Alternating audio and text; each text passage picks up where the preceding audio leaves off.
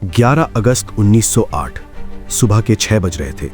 बिहार की मुजफ्फरपुर जेल के बाहर हजारों लोगों की भीड़ जमा थी। अंदर एक 18 साल का लड़का फांसी के तख्ते की तरफ बढ़ रहा था।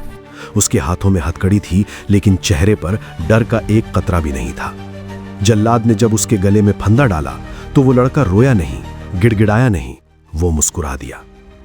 खुदीराम बोस, भारतीय स्वतंत्रता संग्राम का वो अभिमन्यु जिसकी उम्र उस वक्त उतनी ही थी जितनी आज के 12वीं क्लास के बच्चे की होती है। सिर्फ 18 साल 8 महीने और 8 दिन। इतनी कम उम्र में जब लोग अपने करियर और कॉलेज के सपने देखते हैं, खुदीराम बोस ने अपने देश के लिए फांसी का फंदा चुन लिया था। लेकिन वो कौन सी आग थी जिसने एक स्कूल जाने वाले बच्चे को हाथ में बम उठाने पर मजबूर कर दिया? क्या वो सिर्फ एक भावुक क्रांतिकारी थे या एक सोची समझी साजिश का हिस्सा? आज हम खुदीराम बोस की जिंदगी के आखिरी पन्नों को फिर से पलटेंगे। कहानी शुरू होती है बंगाल के मिदनापुर जिले से। 3 दिसंबर 1889 को जन्मे खुदीराम का बचपन दुखों के साए में बीता। 6 साल की उम्र में मां चल बसी, 7 साल की उम्र में पिता। उन्हें उनकी बड़ी बहन अपरूपा देवी ने पाला। कहते हैं कि बचपन में ही मृत्यु को इतने करीब से देखने के कारण खुदीराम के अंदर से मौत का डर खत्म हो चुका था। 1905 में जब लॉर्ड कर्जन ने बंगाल के विभाजन का ऐलान किया तो पूरा बंगाल जल उठा। खुदीराम उस वक्त स्कूल में थे।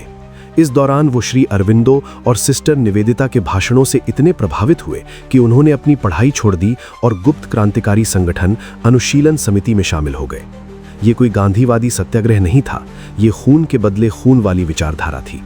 अब एंट्री होती है इस कहानी के विलन की, डगलस किंग्सफोर्ड की। किंग्सफोर्ड कलकत्ता का चीफ प्रेसिडेंसी मजिस्ट्रेट था। उसे क्रांतिकारियों को, खासकर युवाओं को, क्रूर सजा देने में मजा आता था। एक बार उसने 15 साल के एक लड़के सुशील सेन को सिर्फ इसलिए बेत मारने की सजा दी क्योंकि वो कोर्ट के बाहर प्रोटेस्ट कर रहा था। हर बेत पर सुशील वंदे मातरम चिल्लाता रहा और किंग्सफोर्ड की क्रूरता बढ़ती गई। इस घटना ने खुदीराम और उनके साथियों के खून में उबाल ला दिया। क्रांतिकारियों ने तय किया किंग्सफोर्ड को मरना होगा। ब्रिटिश सरकार को भनक लग गई थी कि किंग्सफोर्ड की जान को खतरा है, इसलिए उसका ट्रांसफर बिहार के मुजफ्फरपुर कर दिया गया। लेकिन मौत उसका पीछा कर रही थी। युगांतर पार्टी ने अपने 2 सबसे तेज तर्रार शेरों को चुना, प्रफुल्ल चाकी और खुदीराम कोस। दोनों की उम्र 20 से कम थी। उनके पास एक बम था, एक रिवॉल्वर थी और आंखों में बदला। 30 अप्रैल 1908 की रात, मुजफ्फरपुर का यूरोपियन क्लब।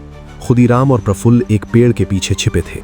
जैसे ही एक बग्घी गेट से बाहर निकली, उन्हें लगा कि इसमें किंग्सफोर्ड बैठा है। खुदीराम ने बिना एक पल गवाए बम बग्घी पर फेंक दिया। एक जोरदार धमाका हुआ, बग्घी के परखच्चे उड़ गए। खुदीराम और प्रफुल्ल वहां से भाग निकले, ये सोचकर कि उन्होंने अपना मिशन पूरा कर लिया है। लेकिन किस्मत ने उनके साथ एक क्रूर मजाक किया था। उस बग्घी में किंग्सफोर्ड नहीं था। उस दिन किंग्सफोर्ड की बग्घी पीछे रह गई थी और जिस बग्घी पर बम गिरा उसमें 2 निर्दोष महिलाएं थीं, मिसेस कैनेडी और उनकी बेटी। दोनों की मौत हो गई। किंग्सफोर्ड जिंदा बच गया। यह खबर जंगल की आग की तरह फैली, लेकिन खुदीराम को इसका पता नहीं था। वो नंगे पैर बिना खाए पिए पुलिस से बचने के लिए 25 मील दूर भागते रहे। अगली सुबह 1 मई को खुदीराम वैनी रेलवे स्टेशन पहुंचे। वो प्यास से तड़प रहे थे।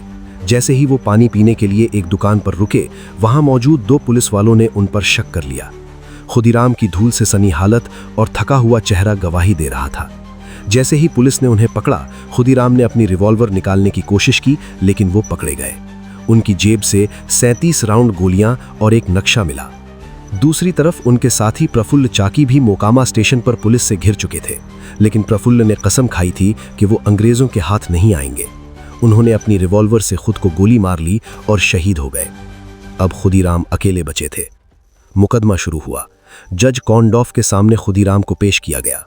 वकीलों ने उन्हें सलाह दी कि वो कह दें कि बम उन्होंने नहीं फेंका था, लेकिन खुदीराम ने झूठ बोलने से साफ मना कर दिया। उन्होंने पूरी जिम्मेदारी अपने सर ले ली। कोर्ट में मौजूद लोग हैरान थे। एक 18 साल का लड़का मौत की सजा सुन रहा था और मुस्कुरा रहा था।